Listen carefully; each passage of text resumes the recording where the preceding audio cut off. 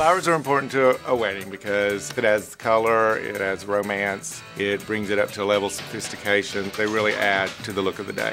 One of the main things that you should look for in choosing a designer for your wedding is not only the personality of that designer and if you click, so to speak, but also you need to see if they have the capacity or the design technology to carry through the design ideas that you bring to them.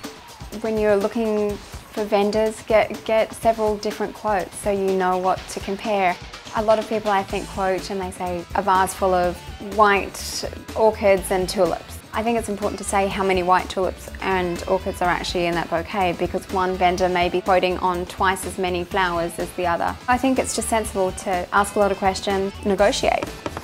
When a bride does decide on her florist that she wants to use, she needs to take into account whether those flowers are available. Most flowers are available from somewhere, being able to fly them in, but it's going to be a lot more expensive. So you need to ask your florist, are those flowers available during this time? Because a lot of times it's a year to 6 months out. And while it may be available right then, it's not going to be there for your wedding. So you need to take that into consideration and cost. Using the flowers of the season will always save you money, because it'll not only choose things that are in abundance in that area and for the time of year, but it'll feel more special. It'll represent the time of year you were married. Some of the smallest flowers are some of the most expensive. I mean, like Lily of the Valley. A lot of brides really want that. They love it. It's nice, fragrant, but it's expensive to get because not a lot of people grow it. Same thing with Phalaenopsis orchids. They make a beautiful look, and you normally see them in like plants, but to actually do them in a centerpiece is gonna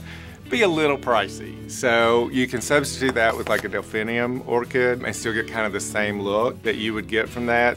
Do's and don'ts for different seasons. Don't use tulips in the middle of the summer if you're in hotter areas. Don't use tulips, they tend to open up. They won't look like you originally thought they would look like because they're going to expand. A lot of brides love peonies, but sometimes there's a really short window in May when they're available. Other than that, they can be very, very costly. Tropical flowers, orchids, cymbidiums, dendrobiums are user-friendly throughout the year. They're a beautiful flower to use.